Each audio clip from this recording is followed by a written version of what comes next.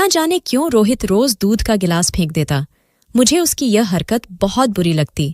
मैंने उसे कई बार मना भी किया और कहा कि जब मम्मी जी इतनी मोहब्बत से दूध लेकर आती है तो फिर उसे पी लिया करो, लेकिन वह बात ही नहीं मानता और उस दूध को फेंक देता। लेकिन आज मैंने सोच लिया था कि उसे दूध फेंकने नहीं दूंगी, बल्कि मैंने उससे दूध लेकर साइड पर रख दिया। उसने मुझे कहा भी कि दूध गिरा दो, लेकिन मैंने कहा मैं अभी गिराती हूं, और फिर थोड़ी देर बाद मैंने वह दूध पी लिया। लेकिन मुझे नहीं खबर थी कि दूध पीने के बाद मेरे साथ मेरे प्यारे सब्सक्राइबर, आपसे रिक्वेस्ट करती हूं कि जल्दी से जल्दी 1 लाख सब्सक्राइबर करवा दो, ताकि मैं और खुशी मन से ऐसे ही कहानी आप सबके लिए लाती रहो। तो चलिए कहानी में आगे बढ़ते हैं। मेरा नाम पम्मी है और मेरी उम्र 30 साल है। मैं एक विधवा हूं और विधवा होने के बाद अपने ससुराल में ही रह रही हूं। मेरी शादी 3 साल पहले ही किशन से हुई थी। किशन मेरी मम्मी की सहेली के रिश्तेदार थे। यह रिश्ता किशन की मर्जी और पसंद के मुताबिक हुआ था। हमारा इन लोगों से मिलना जुलना तो नहीं था, लेकिन एक और रिश्तेदार के घर पार्टी पर हमारी मुलाकात हुई। किशन को मैं पहली नज़र में ही अच्छी लगी थी। मेरी मम्मी वैसे भी मेरे रिश्ते के लिए बहुत परेशान थी, इसलिए किशन का रिश्ता आते ही उन्होंने फौरन स्वीकार कर लिया था। दरअसल मम्मी को खुद विधवा हुए बहुत साल हो गए थे। पापा का बचपन में ही देहांत हो गया था और उसके बाद मम्मी ने अकेले तन्हा मेरी परवरिश की थी। मेरा और कोई बहन भाई भी नहीं था। मैं अपनी मम्मी की इकलौती औलाद थी, इसलिए मम्मी की खुशियों का इकलौता सहारा मैं ही थी। मम्मी ने छोटी मोटी नौकरियां करके मेरी परवरिश की। वह तो रब की कृपा है कि घर अपना था, जिसके कारण काफी आसानी रही। मैं जब 18 साल की हुई तो मम्मी ने मेरा रिश्ता देखना शुरू कर दिया, लेकिन लड़के वालों की तो बहुत ज्यादा डिमांड थी। वह दहेज में हर चीज चाहते थे और मम्मी बेचारी एक आम घरेलू औरत थी, छोटी मोटी मजदूरियां करके मुझे पाल रही थी। वह कैसे लड़के वालों की डिमांड के अनुसार इतना ज्यादा दहेज देती, इसीलिए समय गुजरता रहा। मेरा हुस्न और मेरी पढ़ाई भी मेरे किसी काम ना आ सके और देखते देखते मैं 27 साल की हो गई। मम्मी की अब रातों की नींद उड़ चुकी थी और उन्हें एक पल भी चैन नहीं था। वह चाहती थी कि उनके मरने से पहले मेरी शादी हो जाए, और अक्सर वह इस बात का इजहार भी करती रहती, क्योंकि मेरे रिश्ते की परेशानी ने मम्मी को ब्लड प्रेशर और शुगर जैसी बीमारी दे दी थी। वह रातों को सो नहीं पाती थी। मैं हालांकि उन्हें बहुत समझती थी कि मम्मी, आप अपनी सेहत खराब मत करें, आप भगवान पर भरोसा करें। जहां मेरी किस्मत जुड़ी है वह तो मुझे मिलकर रहेगा। लेकिन वह माँ थी, उनको मेरे भविष्य की चिंता थी, इसीलिए वह मेरा घर बसा हुआ देखना चाहती थी। मम्मी ने तो रिश्तेदारों से भी मिलना जुलना कम कर दिया था, क्योंकि लोग हमदर्दी जताते थे और गरीब समझकर दान देने की कोशिश करते, जबकि मम्मी की खुददार तबीयत को यह गवारा नहीं था। इसीलिए रिश्तेदारों के घर जाना ही छोड़ दिया था। एक दिन मम्मी की एक सहेली अपने बेटे की शादी का कार्ड लेकर आई थी। मम्मी को खुशी तो बहुत हुई, लेकिन एक उदासी ने भी घेर लिया, क्योंकि उनका बेटा जवान था और मम्मी का काम मेल मिलाप होने की वजह से यह रिश्ता भी हाथों से निकल गया था। मैंने मम्मी से कहा कि हम दोनों मिलकर जरूर जाएंगे और शादी में भरपूर एंजॉय करेंगे, क्योंकि बहुत समय हो गया था। हम दोनों माँ बेटी कहीं पर नहीं गए थे, इसलिए मैंने अपने लिए खास तौर पर सफेद कुर्ती विद शरारा और रेड सितारों वाला दुपट्टा तैयार करवाया और मम्मी को साथ लेकर शादी पर चली गई। शादी पर ही किशन और उनकी मम्मी मौजूद थे। किशन ने मुझे पहली नज़र में ही पसंद कर लिया और यूं मेरी शादी झटपट ही तय हो गई और मैं ब्याह कर किशन के घर चली आई। किशन एक बहुत अच्छे और प्यार करने वाले पति साबित हुए थे। मैं बहुत खुशकिस्मत थी कि किशन मेरी जिंदगी में आए। किशन ने हर तरह से मेरा ख्याल रखा और उनकी कोशिश होती कि मेरी हर जरूरत को पूरा कर सके। मम्मी भी हमें खुश देखकर बहुत खुश थी। मेरी सास का रवैया कभी अच्छा कभी कभी बुरा हो जाता, लेकिन मैं नज़रअंदाज कर देती, क्योंकि घरों में ऐसी छोटी मोटी मामूली बातें हो जाती हैं। खुशियों के झूले में झूलते न जाने कैसे 3 साल गुजर गए, पता ही नहीं चला। किशन मुझे बहुत कम मम्मी की तरफ रहने देते थे, क्योंकि उनका कहना था कि मैं तुम्हारे बगैर एक पल भी नहीं रह सकता। इसलिए वह मुझे मायके में रात को नहीं रहने देते थे, अपने साथ लेकर जाते और अपने साथ ही वापस ले आते, क्योंकि उनका कहना था कि मैं तुम्हारे बगैर एक पल भी नहीं रह सकता। इसलिए वह मुझे मायके में नहीं रुकने देते थे, अपने साथ लेकर जाते और मम्मी से मिलवाकर साथ ही ले आते थे। लेकिन उस दिन मम्मी की तबीयत बहुत ज्यादा खराब थी और सर्दियां शुरू होने वाली थीं। मम्मी का सांस उखड़ा हुआ था, जिसकी वजह से मैं बहुत परेशान थी। मेरी परेशानी को देखते हुए किशन ने मुझे मम्मी के पास रात को रुकने की अनुमति दे दी और कहा कि तुम आज यहीं पर रुक जाओ, आंटी की हालत ठीक नहीं है, मैं कल किसी समय आकर तुम्हें ले जाऊंगा। मैं खुद भी अपनी माँ के पास रुकना चाहती थी, लेकिन किशन की वजह से उनसे कह नहीं पा रही थी। लेकिन जब किशन ने खुद कह दिया तो फिर मैं खुशी खुशी माँ के पास रुक गई। लेकिन मुझे नहीं पता था कि मेरा यहां पर रुकना मेरी सारी जिंदगी की बर्बादी बन जाएगा। मुझे ऐसा दुख मिलेगा जिससे मैं कभी निकल नहीं सकूंगी। किशन मुझे छोड़कर वापस चले गए थे। मम्मी की हालत भी अभी अच्छी नहीं थी। मैंने उनको दवा देकर लिटा दिया और उनके लिए सूप बनाने किचन में चली आई, क्योंकि सूप के साथ उनको काफी अच्छा महसूस होता था। मम्मी को सूप पिलाकर मैं उनके पास ही सोने के लिए लेट गई और बिल्कुल इसी तरह उनके साथ लग गई जैसे शादी से पहले उनके साथ लिपटकर सोया करती थी। लेकिन आधी रात को एक फोन आया जिसने मेरी दुनिया ही उजाड़ दी। फोन किशन के घर से आया था। फोन पर किशन का छोटा भाई रोहित था, जिसका कहना था कि भाभी भाई अब हम सबको छोड़कर चले गए, हमारी दुनिया उजड़ गई, हम अनाथ हो गए, भाभी भाई मर गए हैं। यह बात सुनना थी कि मेरे पैरों तले से जमीन निकल गई और आंखें पत्थर की हो गईं। मैंने बार बार रोहित से पूछा, रोहित क्या हुआ, तुम क्या बकवास कर रहे हो, क्या हुआ है मेरे किशन को? लेकिन तब तक फोन बंद हो चुका था। मैंने मम्मी की हालत की भी परवाह नहीं की और पागलों की तरह बाहर की तरह भागी थी। मम्मी मुझे पीछे से आवाज देती रह गई, पम्मी रुको तो सही, क्या हुआ है मुझे तो बताओ। लेकिन मुझ में इतनी हिम्मत नहीं थी कि मैं मम्मी को कुछ बताती। मैं इसी तरह भागकर सड़क पर आई और एक रिक्शा को हाथ देकर उसमें बैठ गई थी। दिल ही दिल में यह प्रार्थना कर रही थी कि भगवान सब कुछ ठीक हो, रोहित ने मजाक किया हो या किशन ने मुझे बुलाने की खातिर रोहित से यह फोन करवाया हो, लेकिन ऐसा कुछ ना हुआ हो। मैं बार बार यही दुआ मांग रही थी, लेकिन मेरी सारी दुआएं रद्द हो गई थीं। मैं जब अपनी ससुराल पहुंची तो देखा वहां पर तो मातम का माहौल था। लोगों की भीड़ थी और हर आंख से आंसू गिर रहे थे। हर कोई रो रहा था। सामने मेरा किशन बेजान शरीर के साथ लेटा हुआ था। आंखें बंद किए हुए इतना मासूम लग रहा था जैसे अभी अभी आंखें खोल देगा। मैं एकदम आगे बढ़ी और फिर बेहोश होकर वहीं गिर गई। न जाने कितने समय के बाद में होश में आई, और जब होश में आई तब किशन का अंतिम संस्कार हो चुका था। लेकिन मेरा तो मातम अब शुरू हुआ था। मैं निहाल हो चुकी थी और किशन के जाने को दिल से भुला नहीं पा रही थी। बार बार उनका हंसता मुस्कुराता चेहरा मेरी निगाहों के सामने आ रहा था। वह हमेशा मुझे यही कहते थे कि कभी मुझे छोड़कर मत जाना, वरना मैं मर जाऊंगा। और शादी के बाद यह पहली रात थी जब मैं उनसे अलग थी, और उसी रात किशन इस दुनिया से चले गए थे। मुझे तो अभी तक यही नहीं पता था कि किशन को हुआ क्या है। मैं अपने कमरे में बैठी हुई थी, किशन को याद करके रो रही थी।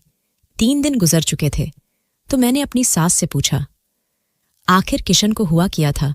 तो मेरी सास कहने लगी, पता नहीं, मैं तो अपने कमरे में आराम कर रही थी। अचानक एकदम शोर हुआ था। मैं बाहर आई तो देखा रोहित चिल्ला रहा था और चीख रहा था। मैं दिल पर हाथ रखे आगे बढ़ी तो देखा किशन नीचे फर्श पर गिरा हुआ था। उसका सोते सोते ही देहांत हो गया था। रोहित उसके कमरे के बाहर से गुजर रहा था। किशन को जमीन पर गिरे देखकर उसके पास चला गया, जिसकी वजह से उसे किशन की मौत का पता चल गया। मेरी सास रोते हुए कहने लगी और मैं खाली खाली निगाहों से उन्हें देखते रह गई। ऐसा लगने लगा जैसे किशन की मौत की मैं जिम्मेदार हूं। अगर उस रात में किशन के पास होती तो शायद किशन इस तरह तड़प तड़प कर अपनी जान ना दे देता। पता नहीं उसके साथ क्या हुआ था। कोई भी तो उसके पास उसकी मदद के लिए नहीं था। काश उस रात में उसके पास होती। किशन की मौत मेरे लिए एक अनसुलझी पहेली बन गई थी। अच्छा, भला जवान खूबसूरत और सेहतमंद किशन कैसे एकदम मौत की नींद सो सकता था? मेरे दिल को किसी भी तरह चैन नहीं आ रहा था। मेरा तो कोई सहारा भी नहीं था। किशन की कोई निशानी नहीं थी जिसके साथ लगकर मेरा दिल बहल जाता। किशन को गए 3 महीने हो गए थे। मैं वापस अपनी माँ के घर जाना चाहती थी, लेकिन मेरी सास ने मुझे आने नहीं दिया। वह यही कहने लगी कि तुम मेरे पास किशन की निशानी हो, तुम में से मुझे किशन की खुशबू आती है, मैं तुम्हें वापस नहीं जाने दूंगी। इसलिए मैं उनके पास ही रह गई। मम्मी से जब मैंने पूछा तो उनका भी यही कहना था कि यह तुम्हारी अपनी मर्जी है, अगर तुम अपनी ससुराल में रहना चाहो तब भी मुझे कोई ऐतराज नहीं, लेकिन अगर तुम वापस भी आना चाहो तब भी मुझे कोई ऐतराज नहीं, बल्कि खुशी होगी। फिर मैं ससुराल में रहने का ही फैसला कर लिया, लेकिन कुछ समय बाद मम्मी की हालत बहुत खराब हो गई तो मैं वापस अपनी माँ के पास चली आई। किशन को मरे हुए अब 1.5 साल हो चुका था। अचानक एक दिन मेरी सास घर पर चली आई और मेरे साथ लगकर खूब रोने लगी। मेरा अपना जख्म भी अभी ताज़ा हो गया था। कुछ देर बैठकर उन्होंने अपने आने की वजह बताई, जिसे सुनकर मैं और मेरी मम्मी शॉक में रह गए। हम एक दूसरे की शक्ल देखते रहे। हमें उम्मीद नहीं थी कि किशन की मम्मी इस वजह से हमारे घर आई होगी। मेरी सास के आने का कारण जानकर मम्मी खामोश हो गई और कहने लगी, मैं यह फैसला अकेले कर नहीं सकती, इसलिए मुझे पम्मी से पूछना पड़ेगा। अगर पम्मी की मर्जी हुई तो मैं आपको हाँ में जवाब दे दूंगी, वरना फिर आप गुस्सा मत कीजिएगा। मेरी मम्मी ने नरमी से बात करके उन्हें समझा दिया। तो मेरी सास के जाने के बाद मम्मी ने मुझे इस रिश्ते के बारे में राय जानना चाहा तो मैंने साफ तौर पर मना कर दिया और कहा कि मैं किशन के साथ बेवफाई नहीं कर सकती, मुझे रोहित से शादी नहीं करनी, इसलिए आप मेरी सास को साफ साफ मना कर दें। उस घर में मैं किशन की दुल्हन बनकर गई थी और अब दोबारा उसी घर में रोहित की दुल्हन बनकर जाऊं, यह मुझे गवारा नहीं। मम्मी ने इस तरह मेरा इनकार मेरी सास तक पहुंचा दिया, लेकिन मेरी सास ने तो वह इनकार जैसे दिल पर ले लिया और बिस्तर से लग गई। उनकी तबीयत खराब हो गई और वह बार बार मुझे बुलाने लगी। रोहित ने मुझे फ़ोन करके मेरी सास की हालत के बारे में बताया और कहा कि आप बस एक बार आ जाएं। मम्मी की हालत बहुत खराब है और वह बार बार आपको पुकार रही हैं। आप एक बार आ जाएंगे तो शायद उनका दिल बहल जाएगा और वह आपके इनकार के सदमे से बाहर निकाल सकेंगे।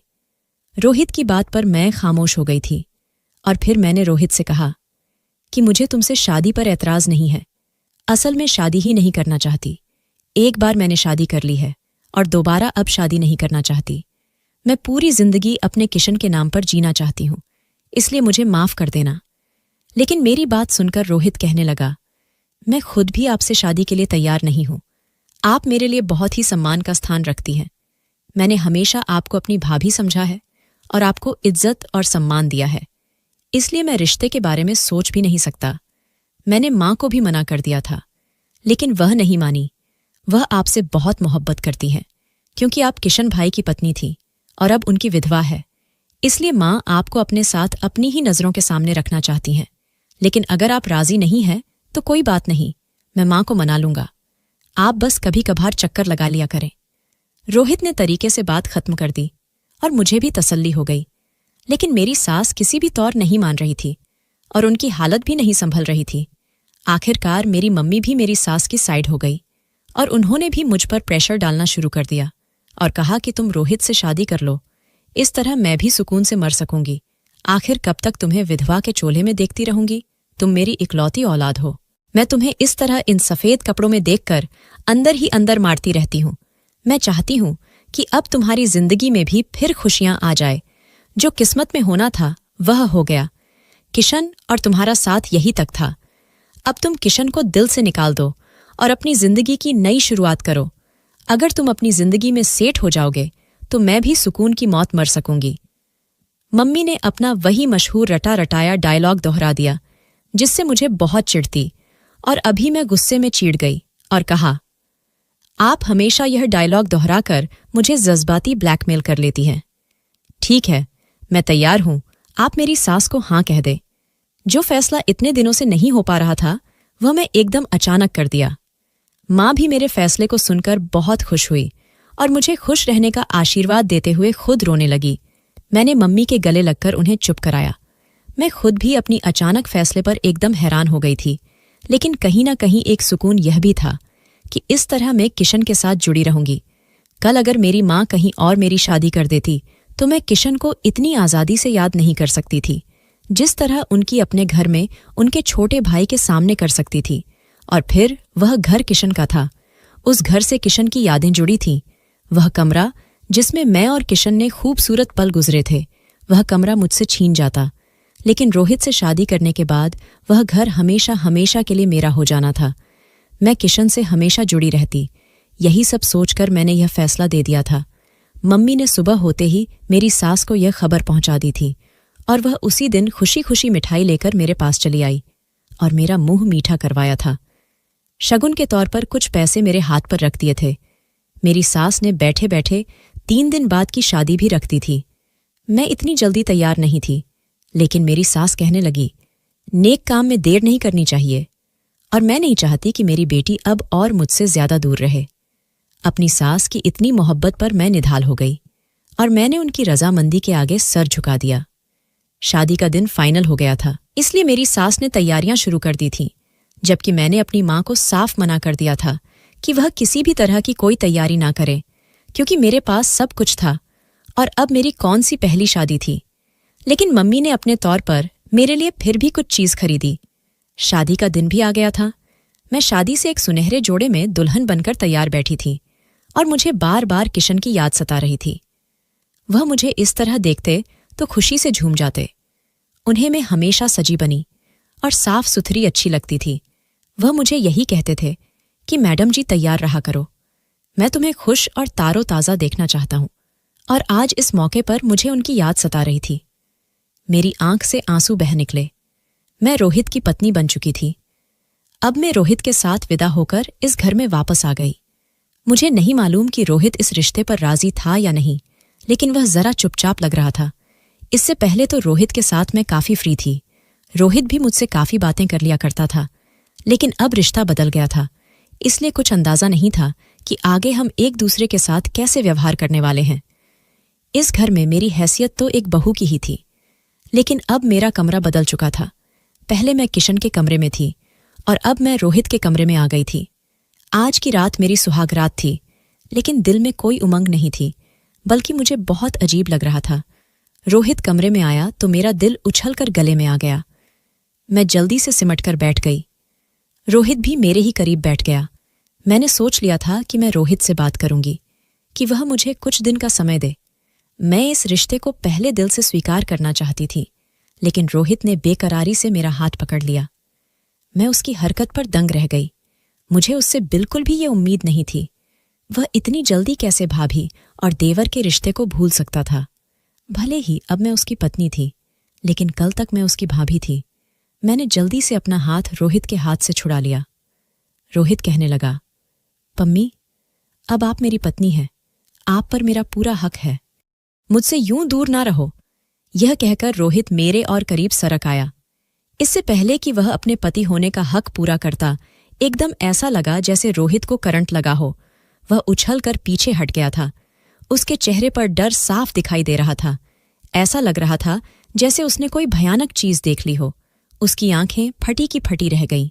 वो जल्दी से जाकर सोफे पर बैठ गया। मुझे समझ नहीं आ रहा था रोहित की ऐसी हालत क्यों हो रही थी। और फिर रोहित मुझे खुद ही कहने लगा कि आप बेड पर सो जाएं और मैं सोफे पर सो जाता हूं। मुझे भी इस बात पर कोई एतराज नहीं था, बल्कि इस बात का सुकून था, क्योंकि मैं खुद उससे बहुत झिझक महसूस कर रही थी। इसलिए मैं चुपचाप उठकर अपने कपड़े बदले और सोने के लिए लेट गई। मुझे यहां पर नींद नहीं आ रही थी। बार बार किशन का ख्याल दिमाग पर छा रहा था। ऐसा लग रहा था कि जैसे मैंने किशन से बेवफाई की है और वह मुझसे शिकवा कर रहे हैं। मैं ख्यालों ही ख्यालों में उनसे माफी मांग रही थी। रोहित तो न जाने कब का सोफे पर सो चुका था, लेकिन मेरी आंखों से नींद कोसों दूर थी। और फिर ना जाने किस समय मेरी आंख लग गई। सुबह के समय जब मैं कमरे से बाहर निकली तो मेरी सास ने मुझे गहरी नजरों से देखते हुए खुश रहने का आशीर्वाद दिया। मैं खामोश नजरों से उन्हें देखती रह गई। कुछ दिन इसी तरह गुजर गए कि एक दिन मेरी सास मुझसे कहने लगी, बहू, रोहित तुम्हारे साथ अच्छा तो है ना? मैंने कहा कि मम्मी जी अच्छा है, तो कहने लगी, क्या तुम दोनों के बीच पति पत्नी वाला संबंध बन गया है या नहीं? अपनी सास की बात सुनकर मैं शर्म से पानी पानी हो गई और सर झुका दिया। मेरी सास भी जैसे समझ गई और कहने लगी, तुम चिंता मत करो, रोहित तुम्हारी तरफ जरूर झुकेगा। दरअसल रोहित इस रिश्ते पर राजी नहीं था। मैंने अपनी खुदगर्जी में उसको तुमसे शादी पर राजी किया, लेकिन देखना, एक दिन वह जरूर तुम्हारी तरफ आएगा और तुम्हें एक अच्छे और सच्चे पति जैसी मोहब्बत देगा। मैंने अपनी सास की बात सुनकर सर झुका दिया। रोहित और मेरी शादी को 10 दिन गुजर चुके थे, लेकिन शादी की पहली रात रोहित जिस बेकरारी से मेरे पास आया था, अब वह बेकरारी खत्म हो चुकी थी। अब रोहित मेरे करीब नहीं आता था, वह मुझसे दूर दूर रहता था। ऐसा लगता था कि जैसे वह मेरे करीब तो आना चाहता है, लेकिन पता नहीं उसे कोई चीज रोक रही हो। रोहित की हालत अब मुझे अजीब सी लगने लगी थी। वह रात को अचानक उठकर बैठ जाता और बहुत देर तक कमरे में इधर उधर टहलता रहता। मैंने उससे पूछा भी, लेकिन उसने मुझे कुछ नहीं बताया। तंग आकर एक दिन मैंने अपनी सास से बात की। मेरी सास यह सब सुनकर हैरान रह गई। उन्होंने पूछा, क्या रोहित ने तुम्हें एक बार भी हाथ नहीं लगाया? तो मैंने सर झुका दिया और वह मेरी चुप का मतलब समझ गई। मेरी सास भी परेशान हो चुकी थी। शादी को 10 दिन गुजर चुके थे, लेकिन हम दोनों के बीच पति पत्नी वाला कोई संबंध नहीं बना था। मेरी सास किसी सोच में डूब गई थी। उसी रात मेरी सास ने रोहित को अपने कमरे में बुलाया था। पता नहीं दोनों माँ बेटे कमरे के अंदर क्या मीटिंग कर रहे थे। और फिर अगली रात जब मैं कमरे में चली गई तो मेरी सास कुछ देर बाद ही दूध का गिलास लेकर आई, जिसमें केसर मिला हुआ था। कहने लगी, ये रोहित को पिला देना, उसका दिल तुम्हारी तरफ जरूर झुकेगा, उसके दिल में तुम्हारे लिए मोहब्बत बढ़ेगी। मैंने उनकी बात सुनकर सर हिला दिया और दूध साइड टेबल पर रख दिया। कुछ देर बाद ही रोहित भी कमरे में आ गया और मैंने उसे कहा कि यह दूध पी लो, लेकिन रोहित अजीब हरकत की। उसने वह गिलास उठाकर बाथरूम में फेंक दिया। मैं उसकी इस हरकत से हैरान रह गई। मैंने उसे कुछ नहीं कहा। सुबह नाश्ते की मेज पर अचानक मेरी सास ने रोहित से पूछ लिया, क्या तुमने दूध पिया था? तो वह कहने लगा, नहीं, भाई ने सपने में आकर मना कर दिया था तो मैंने उसे नहीं पिया। रोहित इतनी रुखाई से जवाब दिया कि मैं चुप रह गई, जबकि मेरी सास भी खामोश हो गई। अब हर रोज ही ऐसा होता। मेरी सास केसर मिला दूध मुझे कमरे में पकड़ा देता और कहती कि रोहित को पिला देना, लेकिन मैं रोहित से कहती तो वह दूध पीता ही नहीं, उल्टा उसे बाथरूम में फेंक देता। मुझे रोहित पर अब गुस्सा आने लगा था कि आखिर वह ऐसा क्यों करता है, और अब मुझे अपनी सास पर भी गुस्सा आता कि अगर वह दूध नहीं पीता तो वह उसे ना दिया करें। इस तरह रोज दूध को फेंकने से क्या फायदा। लेकिन मेरी सास भी रेगुलर दूध का गिलास कमरे में रख जाती और रोहित भी रेगुलर दूध गिरा देता। उस दिन तो मैं रोहित के साथ इस बात पर लड़ पड़ी थी। रोहित, यह जो तुम कर रहे हो बहुत गलत बात है।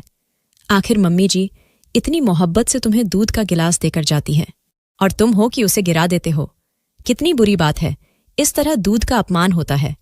खाने पीने की चीजों का सम्मान करना चाहिए और मम्मी का भी दिल टूटता है।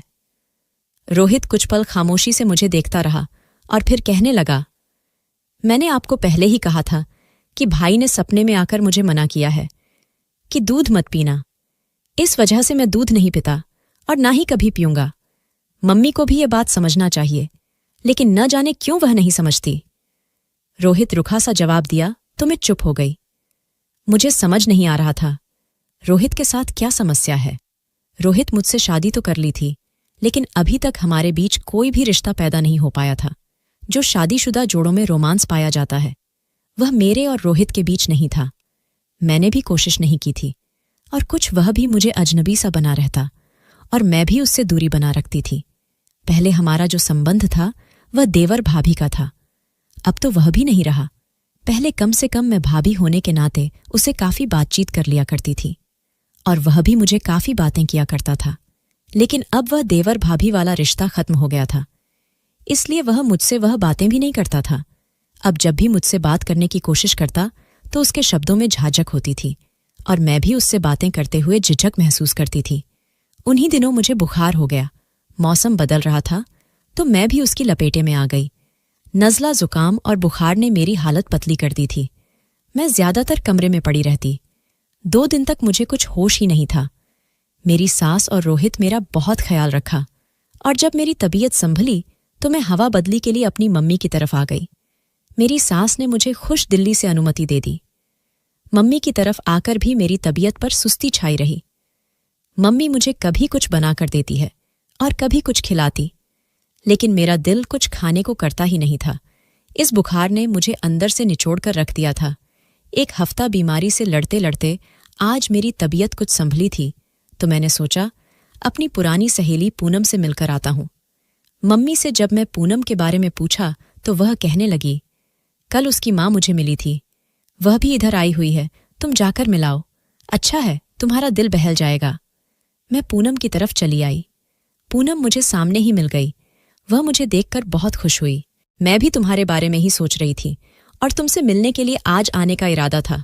चलो, अच्छा हुआ तुम आ गई। कितने दिन हो गए थे हमें मिले हुए? पूनम ने मुझे देखकर मेरा बहुत ही अच्छे से स्वागत किया था।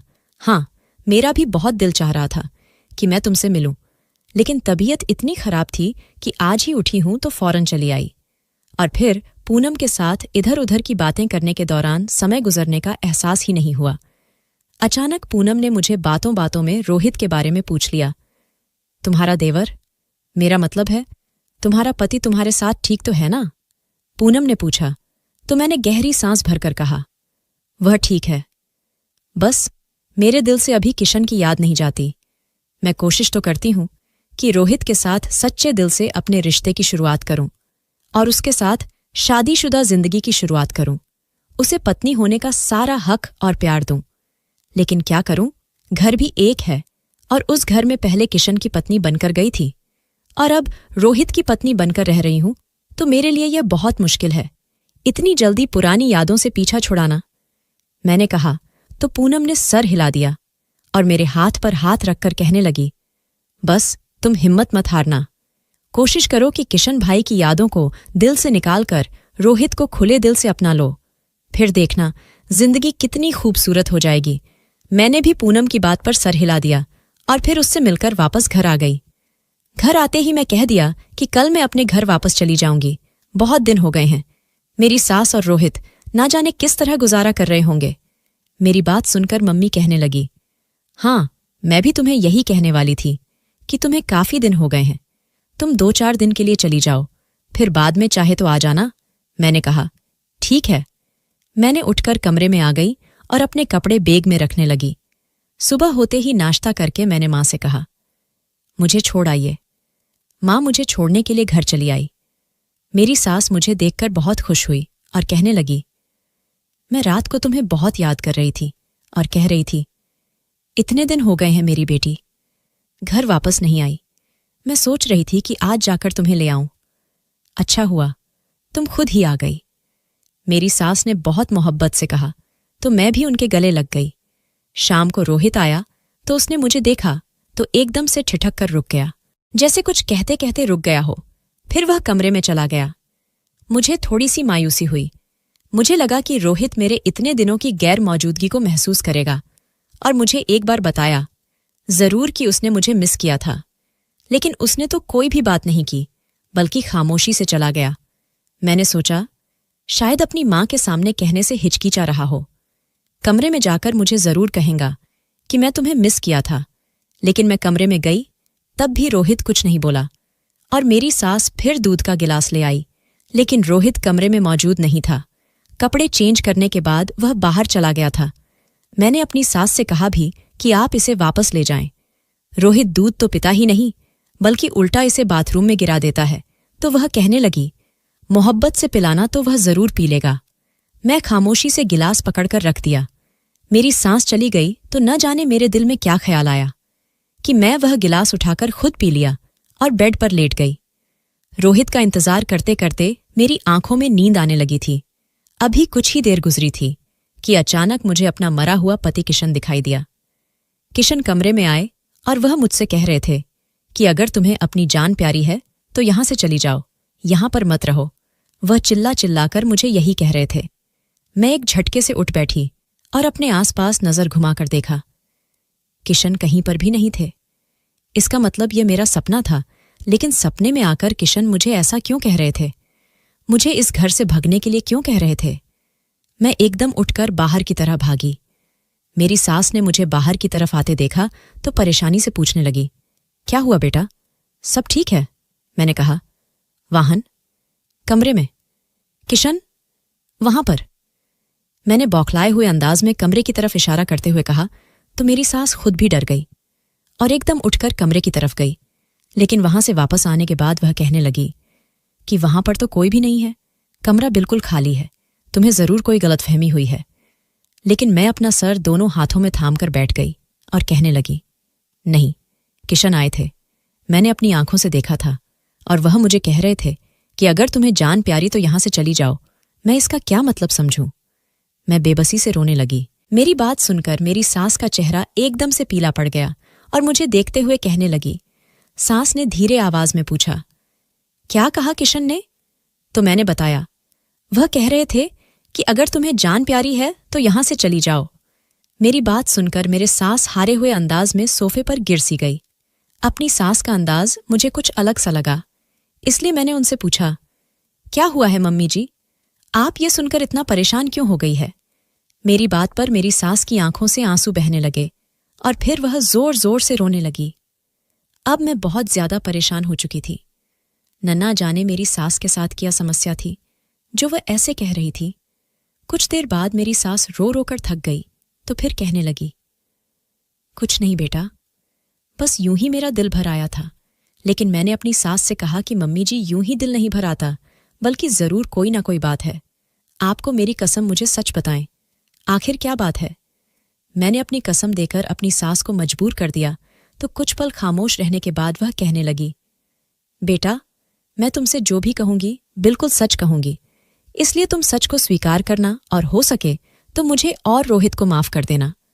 मेरी सास ने कहा तो मैं उनकी तरफ उलझन भरी निगाहों से देखने लगी और फिर उनसे पूछा, क्या बात है?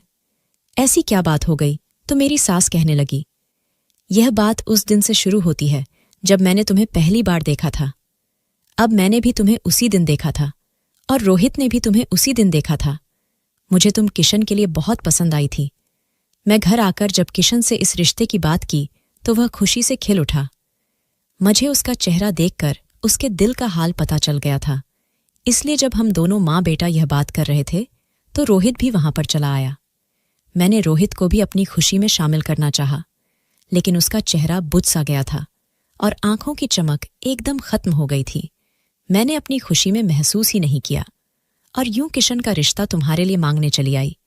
अब मैंने रिश्ता पक्का होते ही जल्दी ही शादी पर जोर दिया और तुम दोनों की जल्दी ही शादी करवा दी। लेकिन मुझे नहीं मालूम था कि यह मेरी कितनी बड़ी गलती है।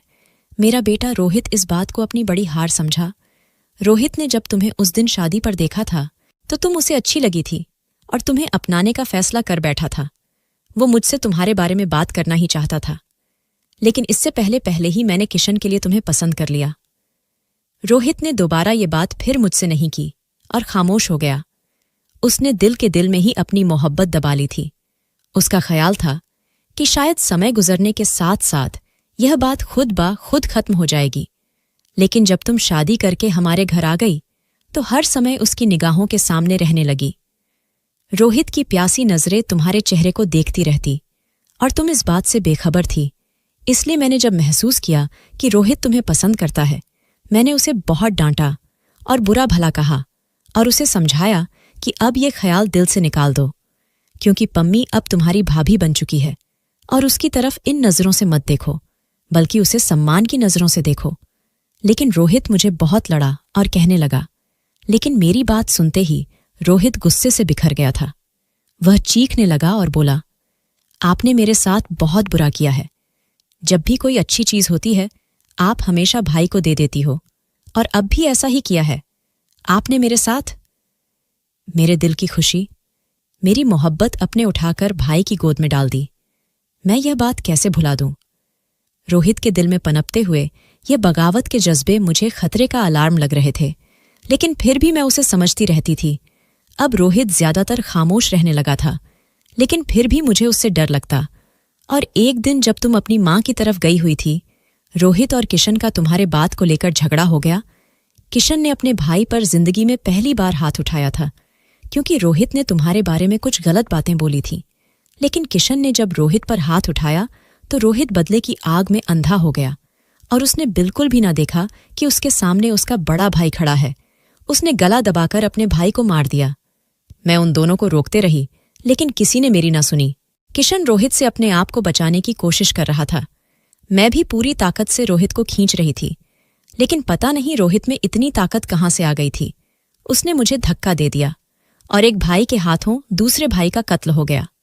मैं एक बेटा खो चुकी थी और दूसरा बेटा खोना नहीं चाहती थी, इसलिए सबसे यही कहा कि किशन की मौत सोते हुए हो गई थी। शायद उसको हार्ट अटैक आया था। अगर लोगों को सच्चाई पता चल जाती कि भाई ने भाई को मार दिया है तो मेरा एक बेटा तो वैसे ही मर गया था, दूसरा भी जेल की सलाखों के पीछे होता। मैं बूढ़ी माँ किसके सहारे रहती?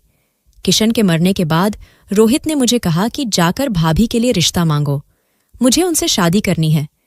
मैं खामोश निगाहों से उसे ताकती रह गई, जिसे अब भी इस बात का एहसास नहीं था कि उसने अपने भाई को मार दिया है।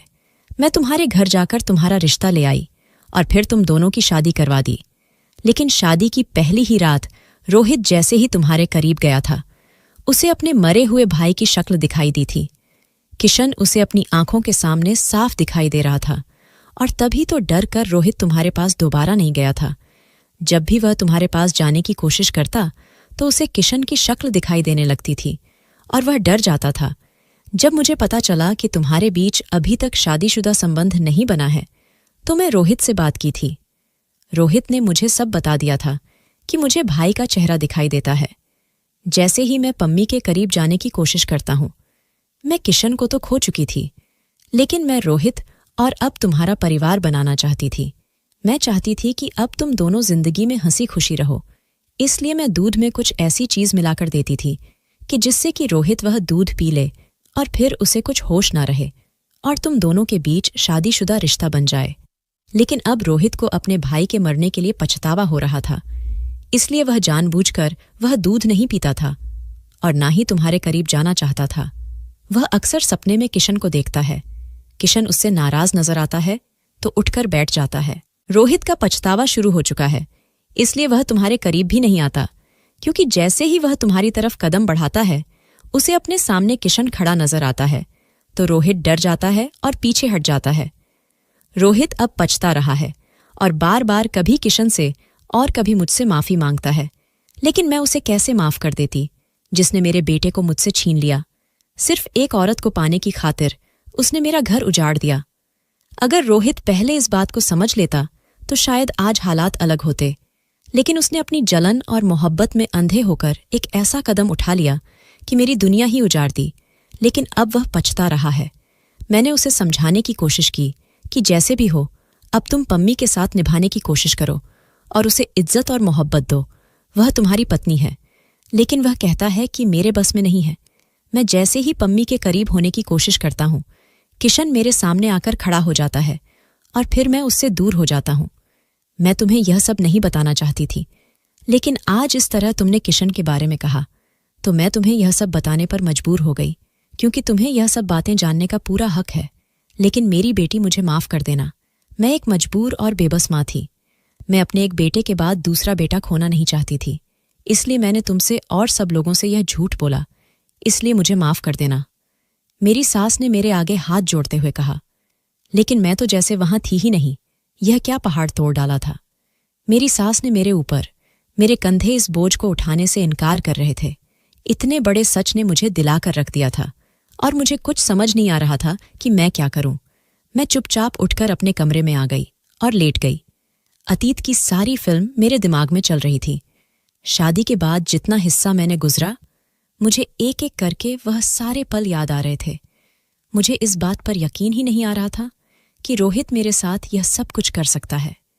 मैं एकदम उठकर बैग में कपड़े डालने लगी और वापस अपनी माँ की तरफ आ गई। मेरी सास मुझे रोकती रह गई, लेकिन मैं नहीं रुकी, बल्कि मैंने इरादा कर लिया था कि मैं यहाँ वापस कभी नहीं आऊंगी, ना ही इन लोगों से कोई संबंध रखूंगी। रोहित को भी खबर हो गई थी कि मैं उसके बारे में सब कुछ जान गई हूँ। उसने मुझसे माफी मांगने की बहुत कोशिश की, लेकिन मैंने अपना दिल पत्थर कर लिया और कान उसकी तरफ से बंद कर लिए। मेरी माँ जो मुझे इस हाल में देखी तो वह बार बार पूछती, लेकिन मैं अभी तक अपनी माँ को इस बारे में कुछ नहीं बताया था, क्योंकि मैं नहीं चाहती थी कि जिस तरह मैं इस दुख से गुजर रही थी तो वही दुख अपनी माँ को दे दूंगी। रोहित बार बार मुझसे माफी मांगने की कोशिश कर रहा था, लेकिन मुझे उससे कोई संबंध नहीं रखना था।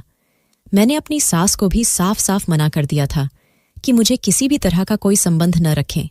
मम्मी के घर आए हुए मुझे 2 साल गुजर चुके थे। मम्मी को इस मामले की खबर नहीं थी कि आखिर हो क्या गया था, और ना ही मैंने उनको बताया था मेरा अभी वापस जाने का इरादा नहीं है। मैं अपनी बाकी की जिंदगी अपनी माँ के साथ ही गुजारना चाहती हूँ। मैं रोज किशन से माफी मांग कर सोती हूँ और कहती हूँ, मुझे खबर नहीं थी कि वह आपका कातिल है, वरना मैं कभी उसे अपनी जिंदगी में शामिल ना करती। मैं तो उसे आपका भाई समझा था, लेकिन वही आपका कातिल निकला। ये बात सुनकर किशन मुस्कुरा देते हैं और मुझे भी तसल्ली हो जाती है कि उन्होंने मुझे माफ कर दिया है। बाकी की जिंदगी शायद अब इसी तरह गुजारनी है, क्योंकि अब शादी के नाम से मुझे नफरत हो चुकी है। दोस्तों, आपको क्या लगता है? क्या मुझे रोहित को माफ कर देना चाहिए और अपनी शादीशुदा जिंदगी की शुरुआत रोहित के साथ करना चाहिए? अपनी राय कमेंट बॉक्स में जरूर देना।